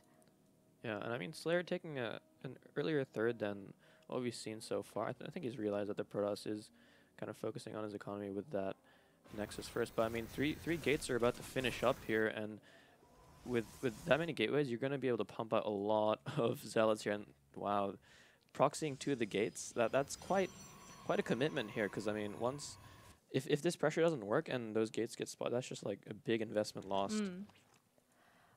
I think it's not a bad idea though, because it's kind of at the point where you've seen zealots move out on the map. You're going to be focusing on that. You're not going to be focusing on scouting out on the map as much. You know, you might be looking for a pylon, but you're certainly not going to be going to the ends of the earth to find proxies at this stage. Yeah. So it might put it in Slayer's head that, okay, I've actually held this. There's not going to be anything else coming for a while. Maybe he's going to take a third. I can move out on the map, but so it may be that he manages to hold on to those gates for the rest of the game. Who knows? But this is going to be scary, and he's actually not making units. Oh, no, he's not making units. I saw 2 spine crawlers come down earlier, but they're not in position to defend this third, so Slayer might actually lose a third again this game. Does he not realize? I think that he's definitely going to lose it. Like, there's nothing he can do to save this. Yeah, there's no way he's going to save this. I mean, I think he's maybe just cutting his losses and just leaving his third out there. I mean, the drone count isn't that high, but it's definitely at a point where he can't really be saturating that third anyways, so I think it's just going to take the loss and just try to come back the way he has in the past few games. I think Mooney can actually press forward a bit more here, like keep making him make units. He seems to be very quick to get out of here though. He's not too keen to push his luck, so that's fair enough. Like, it's a safer play. But if you sit here a little longer and threaten, he may not know if you're still whopping in or not, so he keeps making units. But as we've seen before, and it looks like he's going to do it again, he just continues making units anyway and just comes for an attack. So yeah, but one thing that's different from the past games is that Slayer is actually committed to quite a few spine crawlers here, and that's going to take away from your ability to make those extra army units, which have really allowed him to make that counter push work. That's a good point actually. And you know what? That's 3 spine crawlers. That's a hatchery right there that he no longer has. So he has to invest like the extra 300 on top of that. So he kind of better hope that he does some damage here. He could get the forge. That's very easily snipeable, and he might be able to get in here. Sentry is actually out of position a little bit here. Actually, I think the pros might lose this forge for sure. 'Cause, I mean, he doesn't have that many ranged units here to take advantage of the fact that he's behind this wall. These zealots are just stuck kind of running around helplessly, and these roaches are getting quite a bit of damage down here, although those force fields are really nice. Oh, he's going to unpower these gates. He could still punch through here. I think there's a little bit too much. Yeah. Oh, actually, there's another pylon there. Never mind, I'm blind, apparently. I mean, nice pick-off, though, of the forge. That means that the Pros is definitely going to be behind in upgrades going into the mid-game.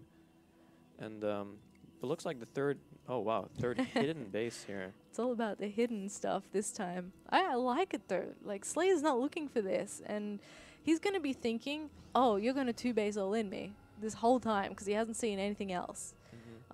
So it could be a position for Slayer where he's sitting here, squeeze out a few drones, stays on that low econ as usual, but starts making more and more units going, come on, when is this push coming? And then it never comes, and he realizes, oh, you actually have a third base that I didn't know about. And that's not going to be a good feeling for him.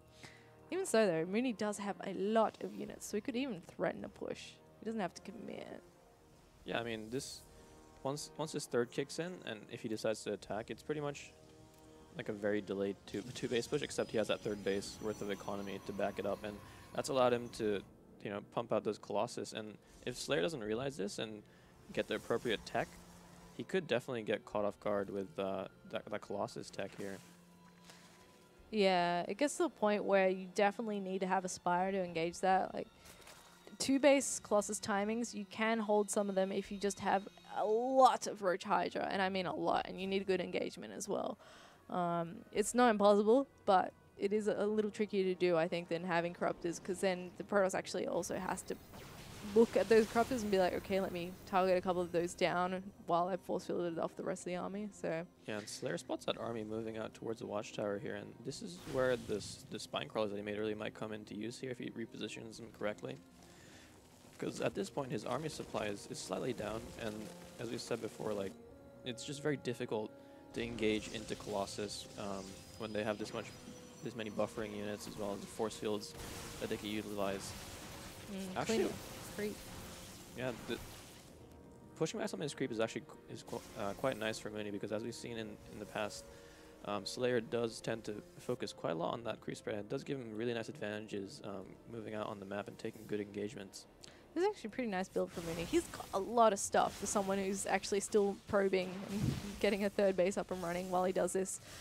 Blink on its way, and I guess that's one of the things that he's foregone this time to be able to get this kind of army, but he could get into a position here right in the middle and do some serious damage. I still don't think this is enough to take it on just yet. He's very careful though and very patient. I'm not sure if he's actually going to commit. Yeah, I think he's not actually going to commit to this fight. Like, he's taking a 4th base as well. And yeah, as you're pointing out right now, like, Slayer's economy has been really low this whole time because he's been forced to pump out all these units. Because I'm pretty sure he still thinks that the Protoss is on 2-base economy, like maybe just now throwing down a 3rd. But, you know, that hidden 3rd base is definitely paying off for Mooney here. Yeah, it's going to be a really nasty shock when he finds out how many bases that Mooney's actually on, because he's going to be thinking, okay, we're pretty much even on economy right now. And when in reality, like, the Protoss is 2 bases ahead, because Zerg is kind of always 1 base behind to begin with. Maybe they're on even bases at the moment, but having the extra, not so great for Slayer. And he's actually, is he going to do it? I don't know. I definitely don't think the Zerg can take an aggressive stance right now. The defender's advantage of having force fields and these chokes right here is just not something that the Roach numbers can overcome, I think. And yeah, I mean, Slayer sees what the army looks like and pulls back, which is a good choice. You know, his Spire finished up, so he should at least wait for Corruptors to pop out and stuff. And he also has 2/2 out in a way, so it's definitely a good choice to pull back and just kind of make sure that he's able to actually take an efficient fight instead of just suiciding into the death ball of the Protoss. Yeah. At least with that poke forward, he keeps tabs on what the Protoss army looks like at the moment, because we see Mooney mix in a bit of everything eventually. So if you make sure, okay, you're still just on Colossus Tech, that's cool. I'll head towards my hive, maybe see if I can get some abducts in. And yeah, he's going for a 4th base at the same time. I feel like Mooney kind of lets Slayer go for too long sometimes though. Because I think earlier on he could have pushed in here and tried to take out some units, even if you're just shaving a couple off the edge. I think he could be a little bit more ballsy with the movements of his army. Yeah, I mean, Mooney has an advantage, but he is being quite timid. And if you let the Zerg kind of catch up on economy, with their ability to produce units very rapidly, it's very easy to kind of let the game even out again. And you know, Slayer going up to a hive here, while Mooney is going up to Templar Tech. Both guys are just kind of rounding out their composition out, but it looks like Mooney is perhaps going to try and be aggressive here. And, oh wow, did he spot this base finally? He must have if he knows it's here. Yeah, he's like beelining towards it. I think these changelings have scouted it for him. Okay. And he's actually going to go up here to defend it. This could open up the pathway for Slayer to just go in here. Like, he could go straight into the main, he could go into the natural, he could go into the 3rd, because this whole army is coming up to defend against just a handful of roaches. Oh wow, yeah, and the main army of the Zerg is like pretty much in between the 3rd and the natural now, and they're gonna do a lot, even picking up a free Colossus here. Ouch. These gateways are definitely going down. One thing Slayer needs to make a choice about is whether or not he's gonna stay here and try and take the fight against army that's coming home now. And looks like, oh, I think he should stay. Look how much money he's got. He can remax easily. He could have done so much damage going to the main, going into the natural, and he's also going to kill off this base. oh, a bunch of roaches getting roasted there from the high ground.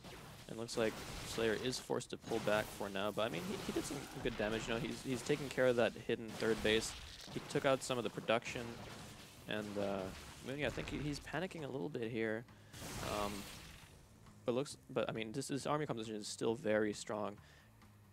But the fact that a bunch of Vipers just popped out, as well as the Corruptors, you know, pretty much being ready, as long as Slayer takes his time and takes the right engagement, he could hold here. Yeah, he should be able to. He needs to actually take those Vipers and, you know, get some energy on them. But Mooney on move command at the moment as he tries to get into a better position, gives the Zerg some time to get some free damage in. The Corruptors doing a lot of damage as well. And the Roach Hydra starting to catch up on this ground army. He could even drop some Corrupts there as well if he wants to do a bit more damage. But, well, that said, the Protoss army wasn't looking too bad at the end there. He does recall out. Yeah, and it looks like actually Mooney manages to save that 3rd base where the Roaches were. I think he, instead of reinforcing his army, just kept warping in units there and managed to save it. But I think a lot of probes did go down there, so he is down to 60 probes at this point. Yeah, 20. Wow, that's actually a lot. Because this base was being saturated for a long time too. So he may send a few more units just to try and clean that up again. But Mooney, you know, this base is severely undersaturated. compared to what the other one was. He hasn't been able to restore those probes onto that mineral line since he's been too busy focusing on his attack. So we'll see how this ends up going for Slayer. He's put a whole lot of links in this composition as he tries to move into ultras as well. And against Stalkers, I don't think that's too bad, but at the same time, he has the option to do this, and all the probes just arrived. Oh no. It's like the worst feeling. And that Nexus is so there's no way that the Pros is going to get back in time to save this third base. Looks like the army's going to clash in the middle again here. Absolutely brutal. That base is going to go down. I think he can even send those lings to this other base at the same time. Slayer's just getting to the point where he's going to have a really sick army again in the end game, and Mooney might struggle to catch up this time. Yeah, I think Mooney is kind of caught in a position where he kind of has to try and finish the game soon, because I mean the Zerg's sitting comfortably on 4 bases, and the Pros is he's been on 4 bases for a while now, but I mean with that many probes going down and the mining being denied, he's going to start to fall behind here, and we can definitely see that in the bank that's available to each player right now. Well, one Colossus getting targeted down very quickly. Goes down basically for free. No Vipers left in this composition. More Corruptors to come though, and without any sentries, this ramp position is not too bad to engage, but the ground army is falling quite quickly. That's a lot of Blink Stalkers. There's so many Blink Stalkers. I thought, you know, the Zerg army got into a really nice position, but the Pros army was just so big that it just didn't seem to shrink that much. And that base is really nice. He's knocked him back down to a 3 base. Protoss, and just quickly, these links still trying to do work, but he does clean them up. Mooney evens it up to a 2-2. Going to the rubber match. Oh, yeah. It's going to be sick, man. Still think Mooney's going to take it? I'm less confident, but I still think he can. I think they're quite evenly matched. And, you know, I mean, maybe the experience that Slayer has will come into play in this last match. But I think both guys are about 50-50 here in their ability to take it. Yeah, I gotta agree there. So maybe they're feeling a little bit tired. Hopefully not, because it's the last game. It's going to determine who actually moves on to the finals. And then they've got plenty of time to relax till next week. I mean, the other guys, like you mentioned, still have to play their semifinals. So maybe that's a slight advantage. You know, they don't have to. The other guys have got to figure out whether they're getting to the finals or not yet before they can prepare for it. So yeah, interesting to see. Make sure you catch that next week, guys. It is going to be cast the 2 finals, best of 5 as well. Yeah, best of 5. Yeah, 2 more best of 5s next week for the finals of the SCS in-house tournament. So that's going to be the Diamond 2 Masters division, well, Grandmasters I should say, and Platinum and below being pretty good so far. We've got a lobby for the 5th and final game. What's it going to be? What's the map? Expedition Lost. Nice. I like Expedition Lost. I think it's my favorite map in the new map pool. Yeah. Kind of like that dynamic with the back rocks opening up to a pretty easy to secure 3rd base. And, you know. Yeah, I think at first I certainly didn't like the map. I think I vetoed it within like 2 matches. Probably because I got counter rushed. But it's actually a really good map. Like I got to agree with you there. It's quite enjoyable. Yeah, I was definitely playing it wrong in the beginning of the season. I was trying to take that other 3rd base that wasn't protected by blocked by the rocks. And that's just so hard to hold because, you know, there's just more angles for your opponent to kind of attack from. And once I realized that you should just break your rocks and take that 3rd, it's much easier because your army's in a more central position. You can really cut off any sort of run-bys and stuff. Yeah, so countdown has started. Slayer trolling me a little bit there, choosing Terran for a bit. I was like, is this real life? Is he actually going to do this in the last game? So, sorry guys, for a second I was just like, what? But it's cool, it's still ZVP. It's not going to ruin my brain at this time of night.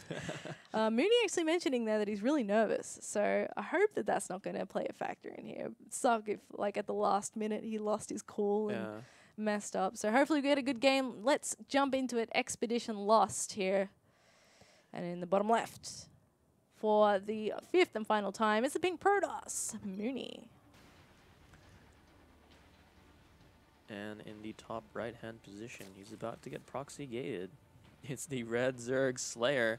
I mean, Mooney saying that he was nervous, but I mean, doing something like a proxy gate takes balls. And I think, you know, I think that was a slight mind game that he's trying to play. Like, he's like, oh, I'm so nervous. Like, well, I fell for it, didn't I? I'm so nervous. I don't know what to do against you. Neck minute. Bam. Cheeky Mooney, man. Yeah, this is... I mean, this is such an effective build if it's not scouted correctly. And, you know, as we saw in the prior series, you know, Dragon Knight used it against J-Buck, and it nearly worked. Yeah. And but it's definitely possible to defend it as a Zerg as long as you get that spine crawl up and you defend it. You bide your time, maybe get a counter attack in once you're confident enough to be able to defend. It's a dirty build, but it may get the job done here in game number 5. I can't say I'd be shocked if this still went to be a really long game, considering how we saw the last 2 days go, but he's actually going to hatch first, and that's already a bad start for the Zerg. This is going to be really tough, I reckon. Ooh. Although, changes his mind in the last second. Clever. Good move. Good move. All right, so that's going to lessen the sting a little bit. He'll be able to stick down a spine crawler, grab some lings, hopefully buy some time to get the defenses that he needs. I wonder if he's going to go scout with his drone or if he's just going to go for the nice. He's not going to find out for ages because I don't think he's actually going to come across the map at all. He's not a drone scouter. Okay, yeah, so he's going to find out as the Zealot kind of walks into his natural, and that's actually kind of cutting it really close there. Like, you really want to be able to spot it before the Zealots are even finished, you know? I kind of feel like he's almost a bit paranoid already because he took a long time to take that base, and he had, like 150 minerals over what he needed, so he's just kind of double checking and triple checking. What are you doing? His Overlord. All right. His spidey senses were tingling. I was going to be like, how did you know, man? Yeah. I saw it. All right. Never mind me. Apparently, I can't even play this game when I'm watching everything happen, like, right in front of me. But so the first Zealot's going to come in here. He can pull drones to try and buy time. This is a tricky part, but okay, he's already got lings, and this Zealot is going to get surrounded very quickly. Can the next 2 make the difference? I mean, really nice spine crawler positioning here. Like, instead of building them next to each other where the Zealot's going to kill one, move to the other, he's built one in the front and then one in the back, so the lings can really kind of fend off the Zealots from pushing all the way through. And it's really kind of put him in a pretty decent position, I think. Even repositioning the spine crawler to this position is a bit questionable, I think, because the Zealots could kind of walk around. But as long as he positions his queen and his lings correctly, I think he should be able to hold this. I think Slayer's in a good position now. I think he's basically held it at this point. Like, you can keep banking up Zealots for days if you want, but it's not going to get you up that ramp without losing a fair bit. Yeah. There does come a time, though, where you actually have so many Zealots that you can move up here in the spine and the queen, and these few lings aren't going to be enough. Yeah, I learned something today about how you're supposed to hold this, because I always dump the spine crawlers like here and here, but that's actually not the way to go. You got to put it at the back. Oh, that's so smart. Why didn't I think of that? All right. Well, he's maybe going to come in for round 2. He's got 6 Zealots. No more on the way. There's not much Mooney can actually do here. Like, at this point, maybe he should even just try and pull back the Zealots. You know, because if Slayer behind this has taken a gas and is building up, speedlings, and if your Zealots get surrounded, that's pretty much game over. Yeah. But I think that's not actually the case. Although 12 more lings being produced here with. Yeah. So this is definitely going to be. He's definitely going to try and do some damage here and run across the map once the speed finishes, or maybe even before that. Because he just has so many lings at this point. Go before. I think kill the pylon and then just go, because he is going to be walling off, and you know that he knows that this is going to be a threat. So if you start heading across here, well, then again, they are slow lings against this many Zealots. You kind of have to wait for the rest, but if he can get here before a cannon gets up, he might be able to chew through the wall quite quickly. This is a lot of lings, so like he definitely knows what's coming. Like, you don't make this many lings and then just kill undefended gateways. Yeah, so he's going to take that natural. Let's see if we can actually get anything done in Protoss Village here. That's a full wall off, is it? I think it is. Yeah, maybe? It could be a small How do I gap. rotate? Oh, there we go. Does the Zealot fit through I there? can't tell. I don't know. This map is too tricky. But I mean, even a full wall off isn't that bad of an idea, to be honest. No, it's all right, but he doesn't have a cannon yet, so he may find himself in one of those positions where you got to keep making more buildings. All right, yeah. Which is not ideal, but if it keeps him from dying, it's done its job. Yeah. I actually love those situations where pros kind of has to keep walling off behind. It's kind of like microing your macro. Yeah. That's a good way of putting it, actually. Yeah. Although, I mean, these lings are kind of chewing away at this gateway, but I think the cannon is going to finish in time to maybe even ward them off in time. Could have put them off, but one cannon can only do so much damage to 23 Lings. He is going to chew through. Can he? Is there actually a gap here? I don't think there is. All right. Whew.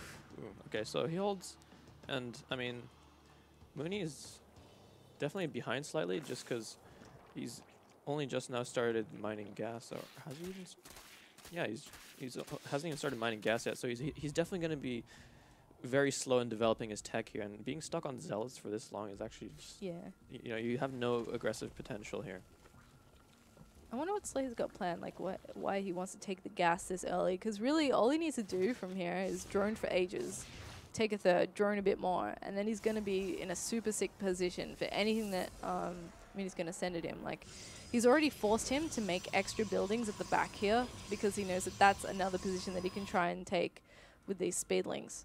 Yeah. That said, though, considering that he now has 3 gates, it could be an opportunity to try and poke out since he's got a little bit of gas going, but I don't know if he really wants to risk that at the moment.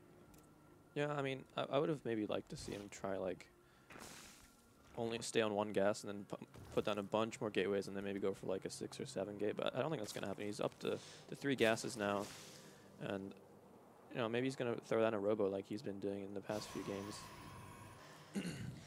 Yeah, we'll see what he ends up doing. I mean, he's got a few options. He's pretty safe and sound inside his couple of bays here. He's got a mining expansion.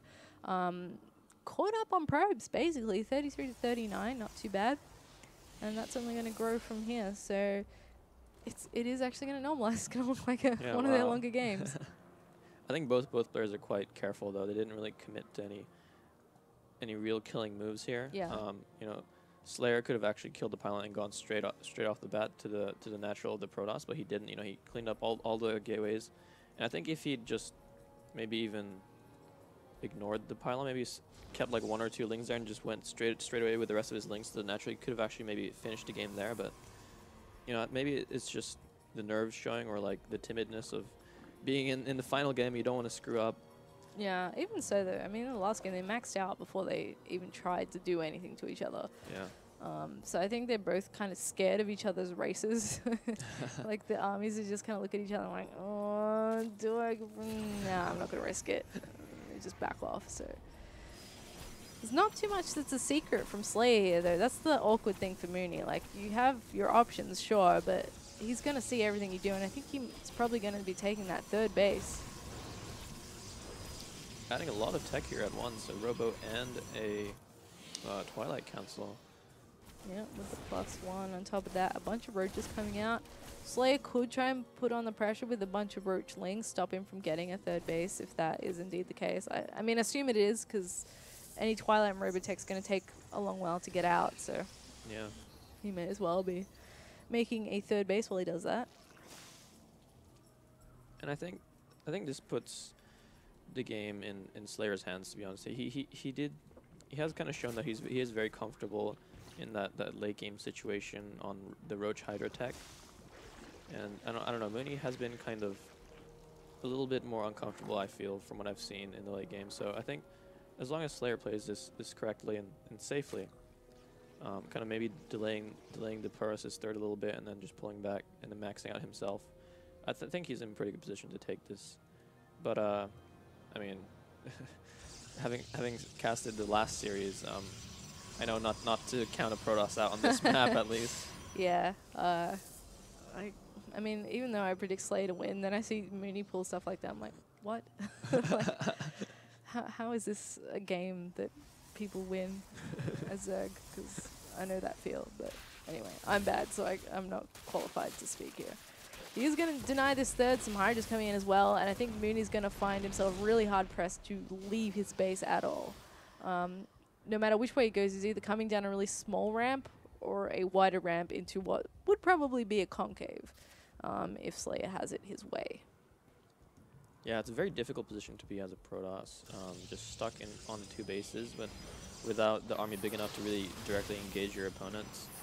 You're really just kind of forced to build up more and more units, and then you're kind of caught in a situation where once you do push out of your 2 bases, you can't really take a 3rd because you're too far behind, and the Zerg behind it has obviously expanded and pumped out a lot of drones. So by that point, you know, his army is pretty big as well. Yeah, he could actually target down this sentry. Ooh, get the forge. Yeah, he's definitely going to get that. And that's not another blow to Mooney's force here. Limiting his options again, because now any push that he's going to do is going to be that little bit weaker. And it looks like at this point, he's either going to get like a couple of Colossi and push, or get a couple of Colossi and try and take a base. I feel like that's something that Mooney would do, although I don't feel like it's the best move. Because he's already on a timer and it's already running out at this point. Yeah, I mean, even if you opened with proxy 2-gate, to be stuck on 2 bases, you know, close to the 16-minute mark, it's really not somewhere you want to be. And behind this, you know, Zerg's adding a Spire. His +2 is on the way as well. His Hydra count is really healthy, and with only just one Colossus, it might not be enough to really wipe out the Hydras before they dish out the damage necessary. Yeah, he's going to have to get the second one in here. You can see him trying to leave, but it's just not happening for him, which is really unfortunate. Because it's going to force Mooney's hands. Like, I think he has to attack, even if he wants to take a third. I don't think the Zerg's ever going to be in a position whereby he can even get enough Sim City to be able to do that. So, bit rough for Mooney here after his proxy 2-gate plan fell through. Hive coming up as well, so even if this does go a little bit longer, there's opportunities for attacks with blinding clouds or abducting the Colossi out. He's running out of options, man. I wish I had a bit more positive things to say for the outlook for Mooney, but... Yeah, I mean, at the 17-minute mark, he's going to try and retake that third. And, I mean, even once he gets his third saturated, his main is probably going to be mined up pretty soon. So he's going to be stuck on 2-base economy no matter what. Yep, and it looks like Slayer may come in for it here. Force fields go down, but that's not going to stop the Corruptors from trying to pick off a few units here. They do get the Mothership Core, and he just backs out. And he can actually dive in again after this, I think. Maybe one Force Field left? Yeah, those sentries are really low on energy, and he doesn't even have that many to begin with. Oh, and he's actually out in the open now. This could be really bad for Mooney. Although, with the third Colossus and those reinforcing gateway units, he could potentially try and take a fight here, but, you know, the Corruptor count is quite healthy as well, and the Stalkers are distracted by the ground forces. And now the Stalkers are engaging the Hydras by themselves, and that's really not a place you want to be stuck in. And I think Slayer is just going to push for the win here. Reinforcing Stalkers being warped in, but, you know, that many Hydras DPSing them down straight away. Oh no, he tries to save it. He prolongs his life a little bit, but unfortunately it will go down as well. All the Colossi not being able to do much in that attack, and it looks like Slayer is just barely gonna beat him out here with a 3-2 GG. Well played to both guys, you know. It was That series, man. I feel tired watching that. I don't Yeah, even a have to little play it. Wow. All right. Well, congratulations to Slayer and to Dragon Knight, our winners for tonight. They're going to move on to the finals. You'll see them again next week when Inferno and Maru come back here in the studio to cast that for you guys. So make sure you tune into that. I hope you enjoyed the stream so far. Well, for today, because we're actually wrapping it up now. You got any shout outs? You know, any university students who are interested in StarCraft 2, look us up on Facebook. Do it, man. Membership's free, and we, you know, our events are pretty fun. At least I think so. And Yeah, you know, they look fun. participating in tournaments like this, they're pretty casual, but end up getting casted at the ACL. Yeah, exactly. You know? It's not just StarCraft either. You guys do CS:GO, Hearthstone, Heroes of the Storm. They're across all of it. They're an esports clan. They just chose the best game to use as their name, of course. Cause that's true. We like the good games as well. Yeah. All right. So you guys can follow us on Twitter. I'm at ZevSC2. What's your Twitter? No, I don't have a Twitter. You don't have Twitter? I swear really you had a Twitter last time. I mean, I have one, but I'm horrified, man. I haven't looked at it in like 2-3 years. Do you even know how to esports? You gotta go to Twitter, man. Well, he's in the SCS group on Facebook. That's probably the easiest place to find it. SC2C.com as well, which is also where you can find out about Rival Nights, which are going to be going on every Wednesday night. Might not always be StarCraft. This is only the second week we've done it. There'll be some Hearthstone in there, maybe some Heroes of the Storm down the line. Who knows? It's just Blizzard games. This is what it's all about. So I hope you guys enjoyed the stream, and we'll catch you next time.